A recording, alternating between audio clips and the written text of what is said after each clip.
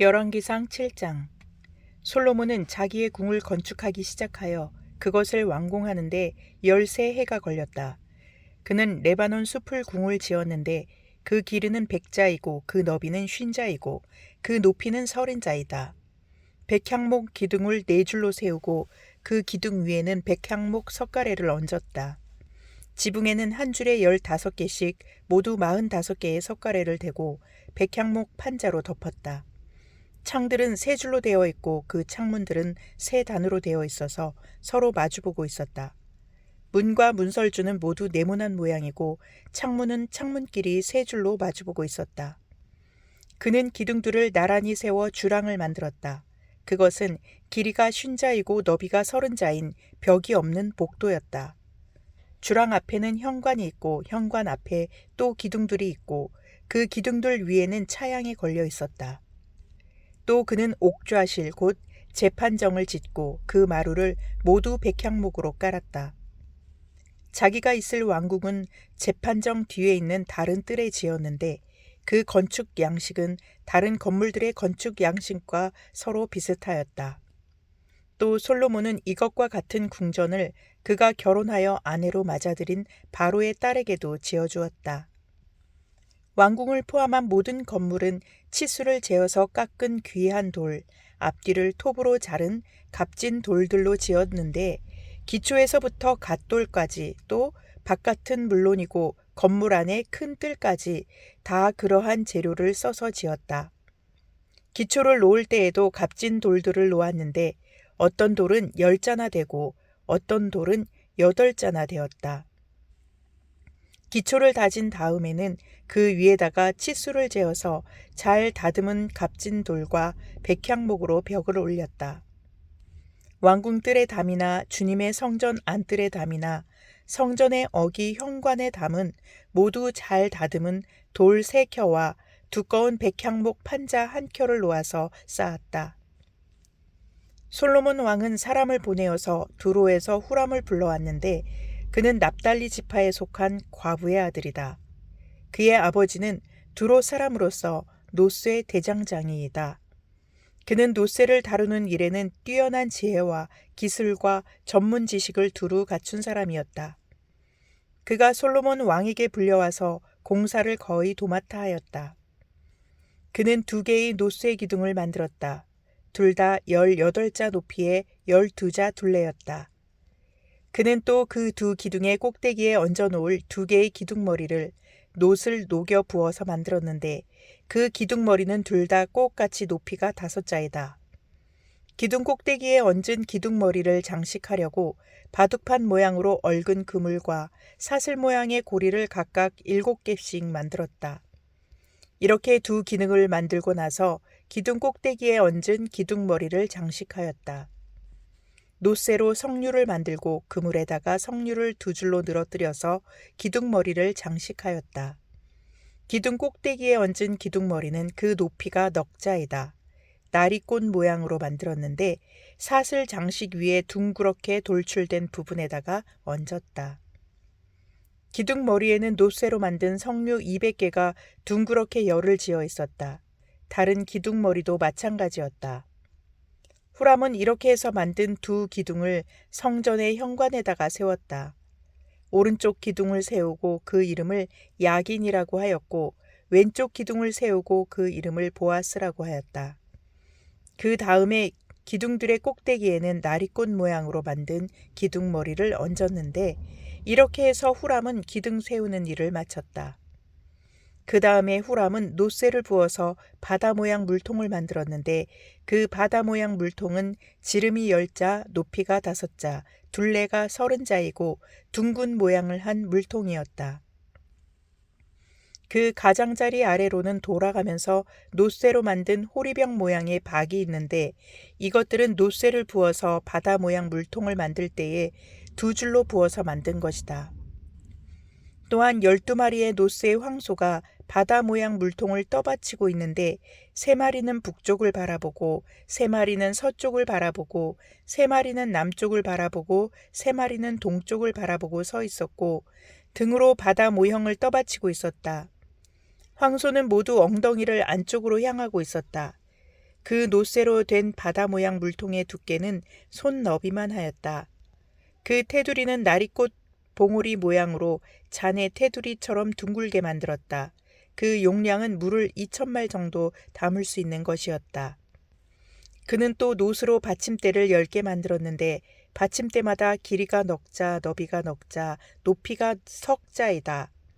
받침대의 구조는 다음과 같다. 받침대는 판자 테두리를 가지고 있고 그 테두리는 틀 사이에 끼어 있었다. 틀 사이에 낀 판자 테두리 위에다가는 사자와 소와 그룹을 그려 넣었다. 사자와 소의 위아래로는 화환 무늬를 새겨 넣었다. 그리고 각 받침대에는 4개의 노쇠 바퀴와 노쇠 축과 4개의 다리를 달았다. 그 4개의 다리는 노쇠 대야 아래에서 어깨 모양의 받침 두리를 괴고 있었다. 이 받침 두리들은 화환 무늬의 맞은 쪽에서 녹여 부어서 만든 것이었다. 그 아가리는 받침두리 안에서 위로 한자 높이로 솟아나와 있었는데 그 아가리는 지름이 한자 반으로 둥글게 받침두리와 같은 모양으로 되어 있고 그 아가리에는 돌아가면서 새긴 것이 있었다. 그러나 그 테두리 판자들은 네모지고 둥글지 않았다.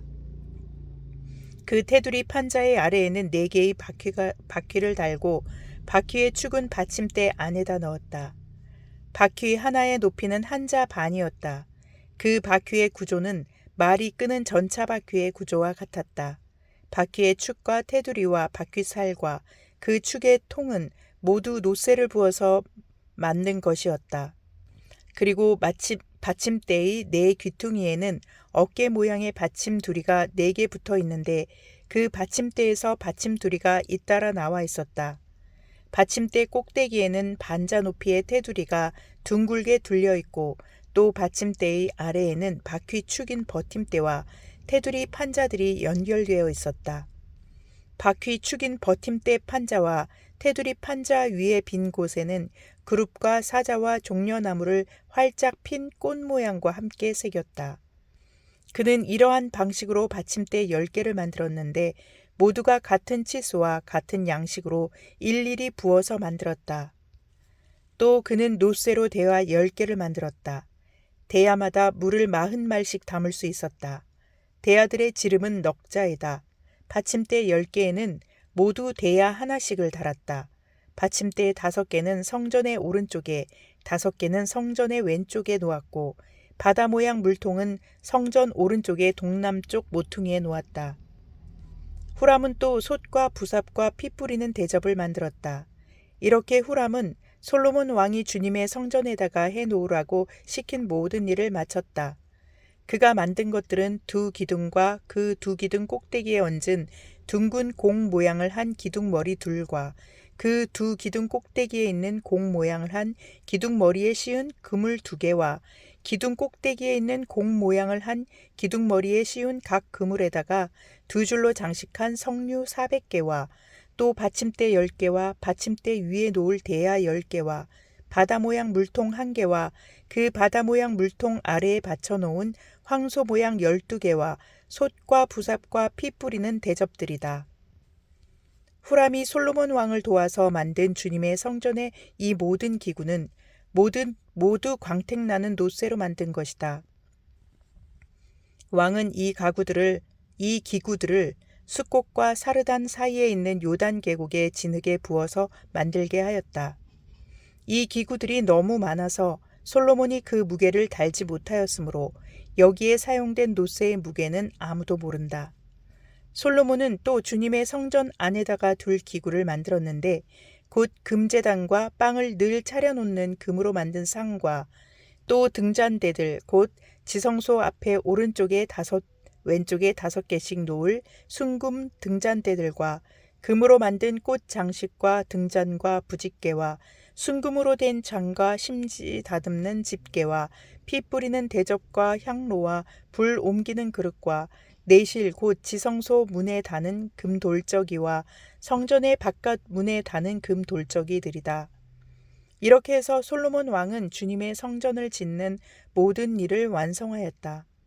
솔로몬은 그의 아버지 다윗이 거룩하게 구별해서 바친 성물 곧 은과 금과 기구들을 가져다가 주님의 성전 창고에 넣었다. 시편 119편 33절. 주님, 주님의 율례들이 제시하는 길을 내게 가르쳐 주십시오. 내가 언제까지든지 그것을 지키겠습니다. 나를 깨우쳐 주십시오. 내가 주님의 법을 살펴보면서 온 마음을 기울여서 지키겠습니다. 내가 주님의 계명들이 가리키는 길을 걷게 하여 주십시오. 내가 기쁨을 누릴 길은 이 길뿐입니다. 내 마음이 주님의 증거에만 몰두하게 하시고 내 마음이 탐욕으로 치닫지 않게 해 주십시오. 내 눈이 헛된 것을 보지 않게 해 주시고 주님의 길을 활기차게 걷게 해 주십시오. 주님을 경외하는 사람과 맺으신 약속, 주님의 종에게 꼭 지켜 주십시오. 주님의 규례는 선합니다. 내가 무서워하는 비난에서 나를 건져 주십시오. 내가 주님의 법도를 사모합니다. 주님의 의로 내게 새 힘을 주십시오. 주님께서 말씀하신 그대로 주님의 인자하심과 구원을 내게 베풀어 주십시오. 그때 나는 주님의 말씀을 의지하고 나를 비난하는 사람에게 응수하겠습니다. 내가 주님의 규례들을 간절히 바라니 진리의 말씀이 내 입에서 잠시도 떠나지 않게 해주십시오. 내가 주님의 율법을 늘 지키고 영원토록 지키겠습니다. 내가 주님의 법도를 열심히 지키니 이제부터 이 넓은 세상을 거침없이 다니게 해주십시오. 왕들 앞에서 거침없이 주님의 증거들을 말하고 부끄러워하지 않겠습니다. 주님의 계명들을 내가 사랑하기에 그것이 나의 기쁨이 됩니다. 주님의 계명들을 내가 사랑하기에 두 손을 들어서 환영하고 주님의 율례들을 깊이 묵상합니다. 주님의 종에게 하신 말씀을 기억해 주십시오. 주님께서는 말씀으로 내게 희망을 주셨습니다. 주님의 말씀이 나를 살려주었으니 내가 고난을 받을 때에 그 말씀이 나에게 큰 위로가 되었습니다. 교만한 자들이 언제나 나를 혹독하게 조롱하여도 나는 그 법을 떠나지 않았습니다. 주님, 옛부터 내려온 주님의 규례들을 기억합니다. 그 규례가 나에게 큰 위로가 됩니다. 악인들이 주님의 율법을 무시하는 것을 볼 때마다 내 마음속에서 분노가 끓어오릅니다. 덧없는 세상살이에서 나그네처럼 사는 동안 주님의 율례가 나의 노래입니다. 주님, 내가 밤에도 주님의 이름을 기억하고 주님의 법을 지킵니다. 주님의 법도를 따라서 사는 삶에서 내 행복을 찾습니다. 주님은 나의 분깃, 내가 주님의 말씀을 지키겠습니다. 내가 온 마음을 다하여서 주님께 간구하니 주님께서 약속하신 대로 내게 은혜를 베풀어 주십시오. 내가 발걸음을 돌려 주님의 증거를 따라갑니다. 내가 주저하지 않고 서둘러 주님의 계명을 지키겠습니다.